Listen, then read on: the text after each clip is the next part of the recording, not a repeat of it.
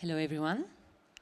For our last talk of the day before the opening ceremony, on distributed development, how to convince legacy IT to build with no code, please give a warm welcome, coming from Austin, Texas, to the CEO of Rad Labs, Jack Morrow.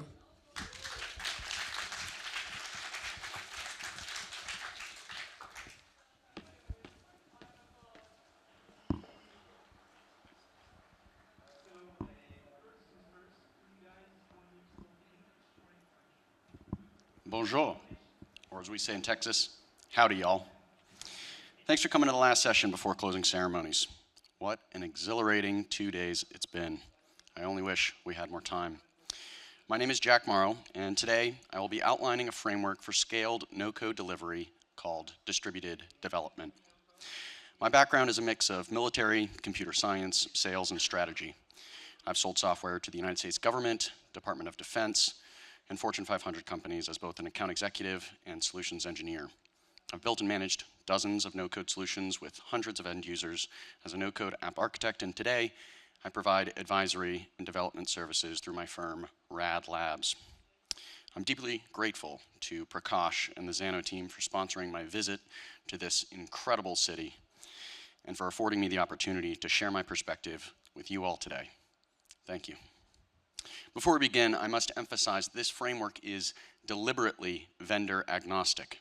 I've worked for and with several of the wonderful vendors at this event, but my strategic focus is fixed on the category as a whole. For this reason, I won't be talking about specific products. Everyone in this room shares the belief that no-code will fundamentally transform solutions delivery through abstraction and democratization. Though each vendor competes on the basis of products and platforms, the market must collectively align on the paradigms that enterprise IT decision makers can trust, understand, and implement. Today, I will identify the unique challenges of enterprise no-code adoption and offer a framework that aims to address them. I'm not selling anything today. My goal is to start a dialogue about distributed development and to offer guidance to help you implement it in your context. This is not dogma, this is theory, a foundation that we can build on together. Let's start by defining the goal state, because many in the audience would have you believe they've captured the enterprise segment. The goal state is a world in which no-code platforms replace traditional tech stacks for core business domains and become the default approach to solutions delivery. For this to happen, senior IT decision makers must believe that the benefits of no-code outweigh the costs and risks, and then take the necessary steps to change their operations. The enterprise segment is seen as the grand prize because their budgets are orders of magnitude larger than downmarket customers and provide essential referenceability for all other segments. If you're a vendor, you may be thinking to yourself, well, other vendors might not have enterprise adoption, but we sold 30 seats at a Fortune 500 company and another 20 in XYZ brand name marketing department. Please, wake up and realize that's not enterprise adoption. That's just adoption at an enterprise. If your product was implemented as a replacement for a point solution, it is also imminently replaceable. Despite the best efforts of founders, sellers, product marketers, and influencers, no-code tools seldom break through the function in which they land into the portfolio of IT-managed applications. Instead, they languish in a state of partial adoption and under-realized value. It's ironic and tragic that what sales leaders call product-led growth is often seen as shadow IT by the same technology leaders they aspire to do business with. Product-led growth is the primary growth engine for most modern software vendors, and no-code is no exception. In the case of no-code platforms, product-led growth is powered by citizen developers. Citizen development creates an insidious paradox. Effective citizen developers are forced to trade off time spent on development with time spent doing the job they were hired to do. If they build useful solutions that gain broader adoption, the reward is more development work. A lucky few move into full-time development roles and are no longer citizens per se. Congratulations if that's you. More often, the demands placed on the individual exceed their capacity, and the solution's impact is suppressed, or worse, the solution succumbs to technical debt. This paradox is one many of us have witnessed, and it represents a barrier to broader platform adoption for the customer. The cure is to make it easy for citizen developers to transfer ownership to an individual whose full-time role is the management and integration of no-code solutions. This individual, who I'll call a solution architect, may be an employee or maybe a contractor who manages applications as a service. Their skills involve trade-off analysis, specifying non-functional requirements, and containing chaos. Full-time employees working as solutions architects may report to IT and align to a business unit, or may sit within a function's operations team like marketing ops or sales ops. By transferring ownership of the solution to the solutions architect, the value created by the citizen developer can be scaled and sustained, and the IT organization is given confidence that the solution is being managed professionally. If we extrapolate this pattern of edge-developed solutions being relinquished to solutions architects positioned across functions, a network begins to form. To support this network, the organization must establish a center of excellence. The Center of Excellence model helps centralize the resources, standards, policies, and individuals involved in solutions delivery. The Center of Excellence is sponsored by the CIO or CTO and is guided by a cross-functional committee of solutions architects, data and analytics, information security, and is loosely supported by vendor field personnel. Collectively, this group establishes policies that guide the flow of solution ownership and govern access to data. The Center of Excellence also provides training and enablement to support citizen developers. This is distributed development, a network of citizen developers and solutions architects organized and supported by a Center of Excellence that allows solutions built at the business edge to be continuously integrated with the broader ecosystem. Now, the real question, how do we get there? I'd like to offer practical first steps for vendors, agencies, and the community as a whole. For vendors, distributed development is a framework that supports your most passionate users, citizen developers, and builds trust with IT by showing you have an opinion on how the technology is governed. I have 3 recommendations for vendors. First, facilitate productization of solutions built on your platform. Individuals and agencies who build on your platform invest tremendous energy in building solutions of real value. By offering a marketplace where third parties can sell their solutions, vendors can open new revenue streams and deepen the commitment of their ecosystems. Second, consider consumption-based and elastic pricing models. While per-user subscription models are well understood by the investment community and customer procurement teams, in many cases, this naive licensing model effectively penalizes the customers who are most committed to your platform. This sort of change can be extremely complex to navigate, but the long-run benefits to adoption should more than justify the overhead. And third, establish and maintain implementable reference architectures. Too many vendors merely publish documentation and offer a few shallow templates, but stop short of building scalable, feature-complete solutions that builders can extend and modify.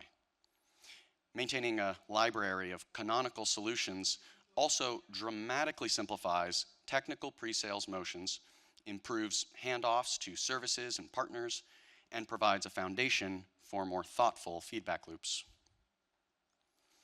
For agencies, distributed development is a framework that offers new service models and creates the conditions for expanding your business. I have 3 recommendations for agencies. First, consider offering solution architecture as a service. This offering can generate recurring revenue and dramatically improves the sustainability of the solutions delivered. Once embedded within a function, agency contractors can identify new areas of opportunity for no-code adoption in adjacent business units, which leads to increased revenue for both the vendor and the partner. Second, anchor your solutions on implementation-agnostic data and workflow models. By investing the time to explicitly document the business domain, agencies can elevate discovery with customers from low-level decisions to more fundamental concerns of structure, logic, and flow. Modeling of this sort provides a secondary benefit of decoupling valuable design work from the specific technology used to implement the solution, allowing agencies to broaden their portfolio of supported technologies. And third, provide a framework for solution ownership and inquire about IT's attitudes towards no code. Distributed development is one place to start, and it's worth asking questions about delivery strategy beyond the scope of the current project or engagement. And for the community as a whole, distributed development is a framework that helps align all the parties involved, vendors, agencies, builders, and customers, so the category can rise to its potential. I have 3 recommendations for the community as a whole. First, embrace an architectural viewpoint of solutions and ecosystems. Realize that the same traps and challenges found in traditional development apply to no-code development.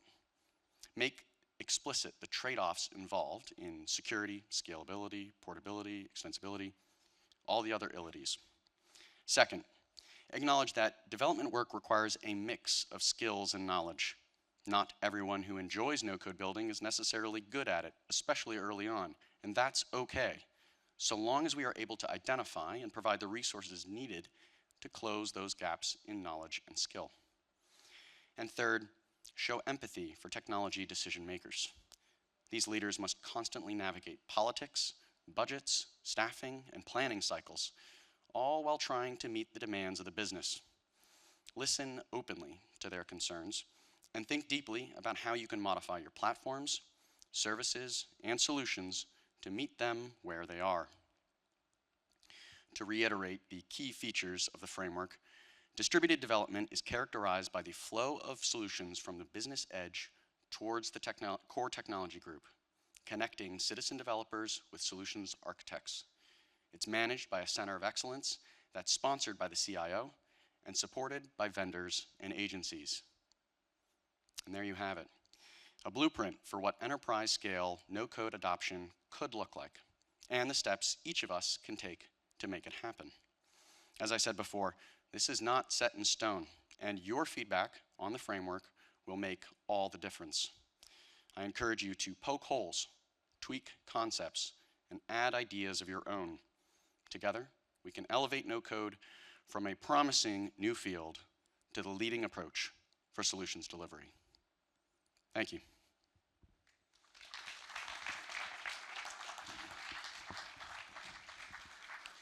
And that starts right now. We're going to do some Q&A. If you got ideas, I am here to hear them. If you got questions, I'm here to answer them. If you want to ask questions, if you don't mind standing, giving me your name and whether you're with a vendor, agency, your builder, part of the community, that'd be super helpful. Don't be shy.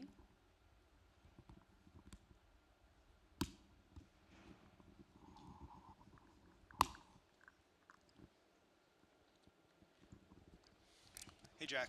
That was a wonderful talk. Thank you so much for giving it. Thanks. No code isn't that new, right? We can sort of think about it as an evolution of something that's been going on for about the last 20 years. And you can look at, there have been enterprise no-code players who are not here today. I'm thinking about Mendix. I'm thinking about Out. And of course, one that is here today but sort of doesn't get a lot of airtime, which is, of course, Microsoft, right? And the Power Platform system. What have you seen in terms of enterprise adoption with the tools that are in enterprises today that could be lessons for those who are working and looking to work more with enterprises to be bringing no code where it hasn't currently been penetrated? Yeah, that's a great question. I think for the decision makers involved, which are by and large IT leaders, when they see a technology like no code or when they explore the concept, they mostly just see a technology in isolation, much as the nascent large language models are themselves just technologies. It's not necessarily applied technologies, not necessarily fully featured products, and certainly don't have a lot of the governance frameworks that are needed there. And so when an IT decision maker who has to manage risk and answer to the board, et cetera, sees a technology in isolation, or a vendor hits them up and says, oh my God, check out our platform, but there isn't a corollary framework to govern it, they're not ready to pull the trigger. And so as vendors, you got to be able to draw dotted lines or make comparisons between aspects of traditional software development frameworks and support mechanisms, staffing, et cetera, to this new technology. And that's the missing piece that I think has been hampering adoption by those more scaled enterprises. Other questions? It's okay, he doesn't buy it. Thank you. What you got?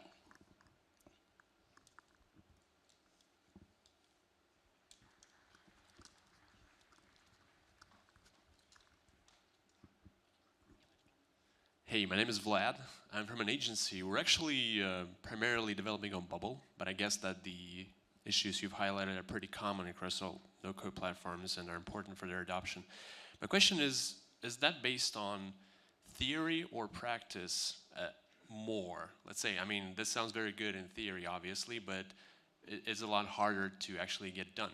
Do you have any real-world examples when maybe all of the points you highlighted for specifically for no-code adoption were followed, or maybe that's work in progress, or what is that based on, and how do we actually get more real-life examples in front of people to say, hey, this is how it's done, this is the theory of it, but this is like a real-life example, because that would be very helpful for everybody. Totally, great question, and certainly this is early conceptually, and what's interesting is about the same time that I was developing this framework and doing research on the last 30 years of software development to come up with this, completely separately, Xano and Heimstaden had been partnering together to do something that looks a lot like this. They use different terminology, but they ended up doing what looks to me like distributed development, converting the entire enterprise tech stack to no code as the de facto delivery paradigm, and much of the same patterns involving the specific roles involved, like solutions architects, which they call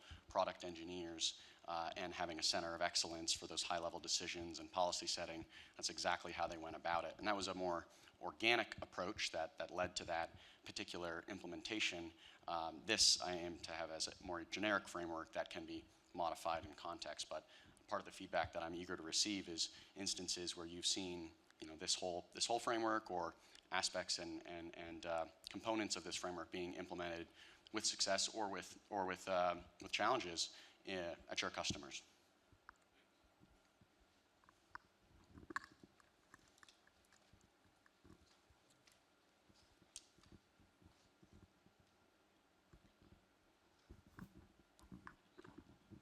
Sorry, I'm Jeff. I work mostly as a freelancer in the no-code space.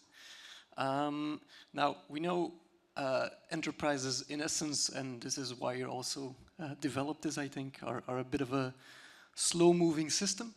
And a lot of them are based on code right now. That's just the reality of it. Have you thought about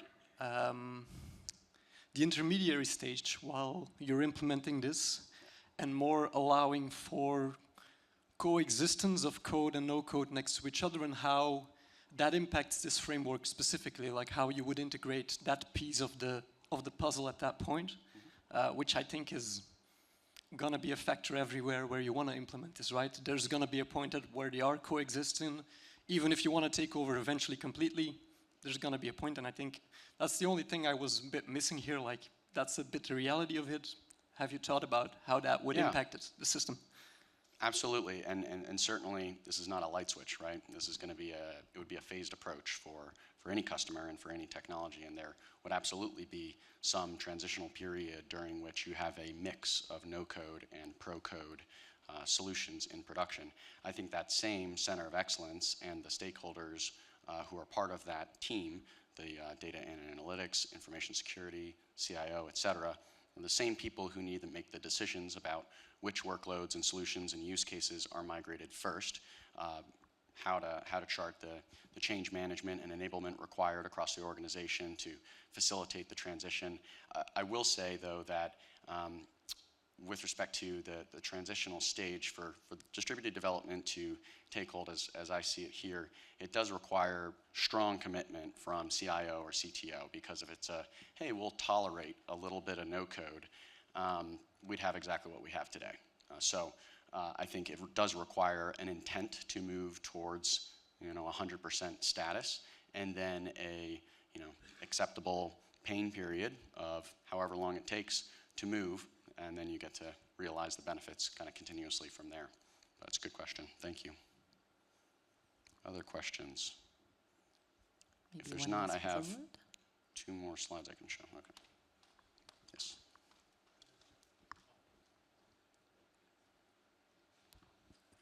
Hi, thank you for the great presentation. My name is Jagdish, and I run a small agency building applications for clients using no code. But I used to work as a software developer in a large enterprise many, many decades ago. So I understand the psychology involved in the C-suite when these sort of broad brush decisions are made. Many, many years ago, there used to be a joke in the industry that nobody ever got fired for buying IBM. So if you bought IBM, they were the best of the best, and they had great hardware, great software, great support, and so on. And if you were a CIO, CTO, and something went wrong with the technology, as long as it was IBM, you still had a job the next day, right? So as you were presenting, I was thinking, are there any suggestions of how to break that barrier within the CIO, CTO to get sufficient level of support to be able to really penetrate no code into the heart of the enterprise? At the edge, I think it's, little experiments, like you said, tolerate no code. I think those are easy to achieve. The harder goal state is complete and total adoption of core business applications, which requires, among other things, a reduction or elimination of that fear, if you want to call it that, in the C-suite. So any thoughts on how to overcome Yeah, that I aspect? mean, I would say that's the largest obstacle to full-scale no-code adoption. It's a matter of attitudes, culture, personal risk tolerance, personality type, and certainly this is not a silver bullet. It's not as though you can flash this in front of a CIO and they say, "Oh, I'm sold. Let's go all in."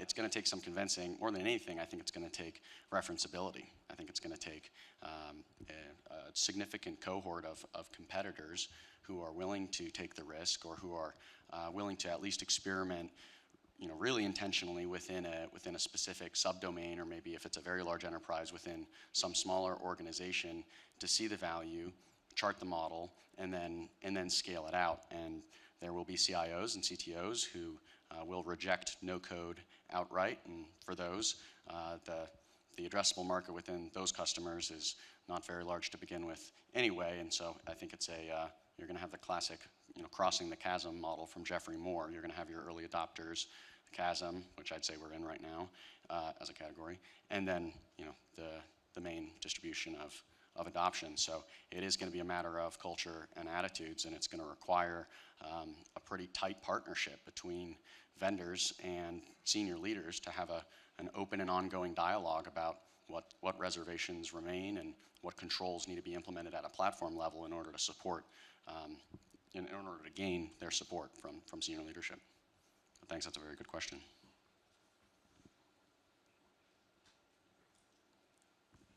Hey, Prakash, co-founder, CEO of Xano. I think this is less of a question and just more to kind of bolster, I think, the reason why we wanted Jack to kind of speak to this model. I think that if you think about the broader problem globally, there is a massive engineering shortage, which then leads to product backlog. So even though you're 100% correct, no one got fired for hiring IBM, at some point, the pain of that backlog, time to market, and opportunity cost becomes crazy painful and you're losing lots of money. And so the promise of no code is to obviously build faster. But for example, as an agency, if you just come to an enterprise organization and say, hey, like no code can help you build faster, that's not going to be good enough. And I think at least having a starting opinion with the model like distributed development to say, look, we understand that no code has its limitations, but we have a proper methodology around how it gets implemented. I think actually all of us working together, we can elevate how no code is perceived in the enterprise. And then the final thing that I'll say is we have a responsibility as vendors, like Xano, to build features that allow the controls that are in place at these larger organizations, right? There is a reason why role-based access control is there. They're operating at much larger scale, and so all the no-code vendors that are in this room and that are watching this need to understand that that also is a prerequisite. We need to build in the features and the controls so then agencies and the communities can have these conversations and elevate no-code in the enterprise. Thank you, Prakash. And it is, again, intrinsically vendor agnostic. The intent here is to align as a category on the operational models required for any of these products and platforms to succeed in an enterprise context. So that is the intent here. Any other questions? Up there. Right up there.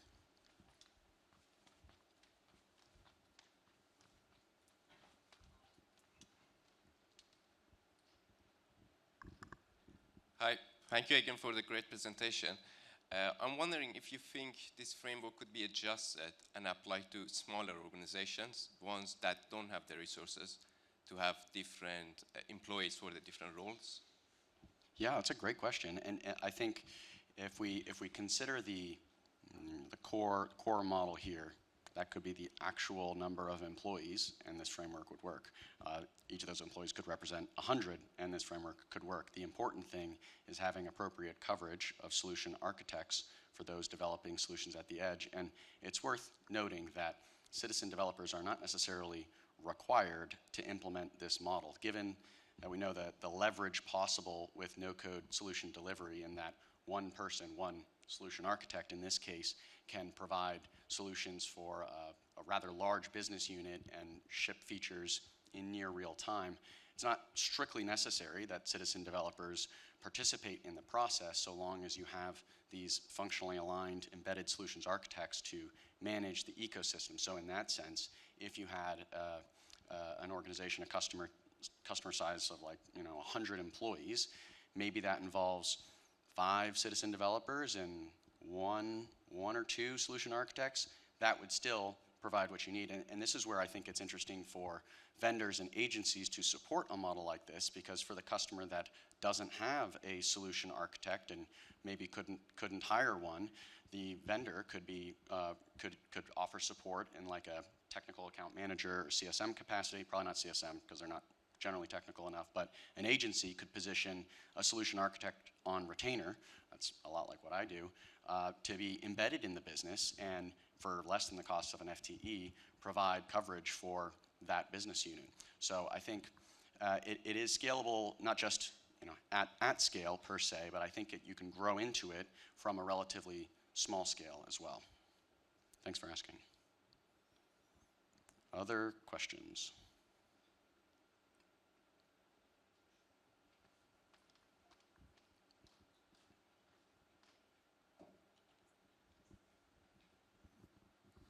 Hi, my name is Yassine. I've been working with the no-code for more than 9 to 10 years right now. There's something that I've never seen someone to talk about in this event, which is the job security.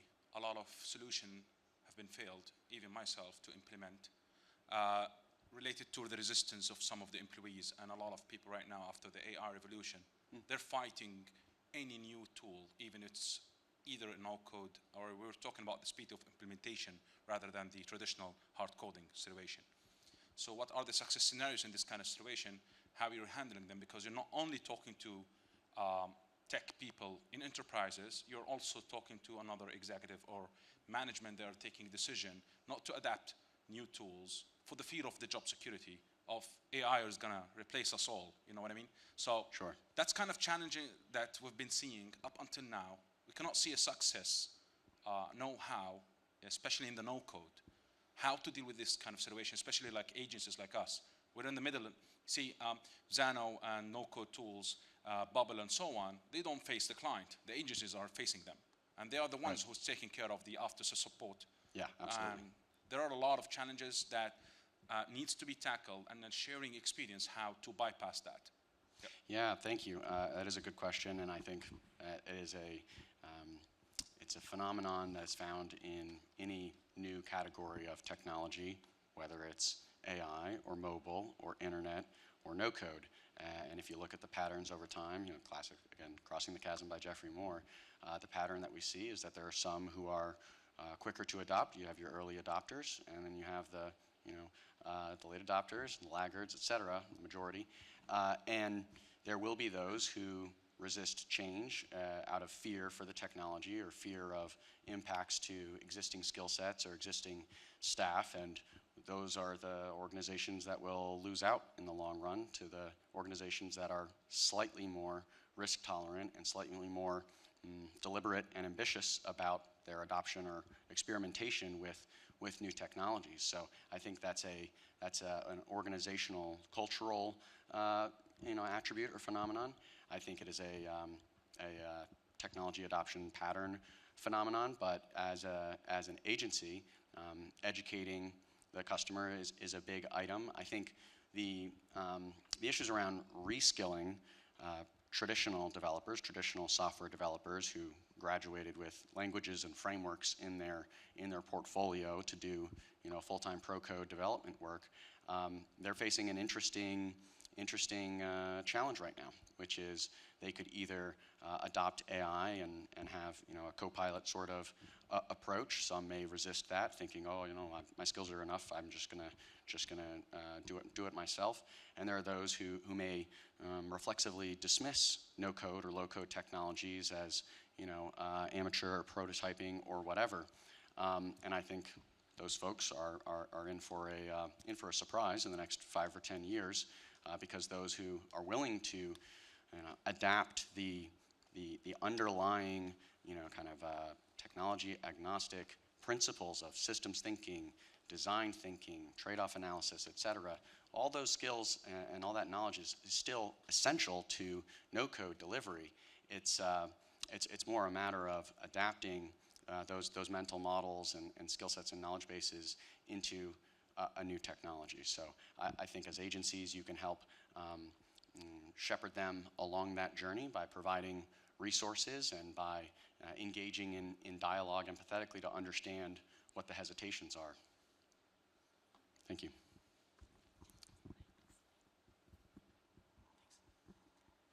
Hi. Hello. Hi, thanks, Jack, for the insightful talk. Really, I appreciate it. I'm Antonio. I'm a product manager, but I used to work in automation consulting.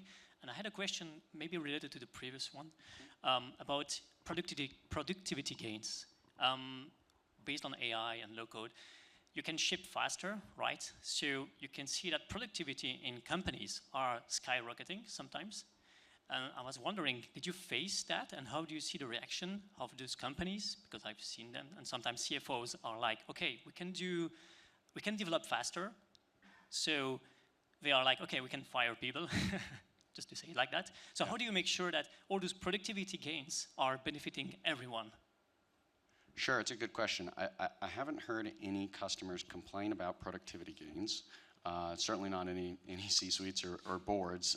Folks who are laid off or fired or no longer needed by the organization could be upset about productivity gains if that's the the boogeyman that led to their departure from that customer. But there are challenges associated with increased velocity and increased productivity. One obvious one to me is documentation and change management. Often the rate of change at the solution layer with no code is faster than those implementing those changes can reasonably implement it. And that's a major challenge because documentation is traditionally something that gives a lot of IT leaders peace of mind. So to consider a world in which, I mean, it's like almost a singularity in which a customer, an employee can request a feature or have an idea, and that same idea can reach full-scale production within an hour or sometimes even minutes. That can be scary, I think, for leadership if they feel they can move faster than they can think. And when that's the case, I think part of what's not demonstrated in this model, and what I didn't have time to expand on, is when I talk about policies being managed by the Center of Excellence, the policies we're talking about there is dictating which workloads and which data sets can be accessed or modified by which solution architects and citizen developers based on security or sensitivity or rate of change or you know, distance from the core business domain. And so I think the issue isn't so much that productivity gains are scary and employees or companies can run more efficiently from a staffing perspective. I think there are other bigger issues associated with increased delivery velocity. Any more? Sweet. Thank you all so much for coming. Really appreciate it. I will be around here for a little bit after. I got a bunch of business cards to hand out, so come say hello. Thank you so much.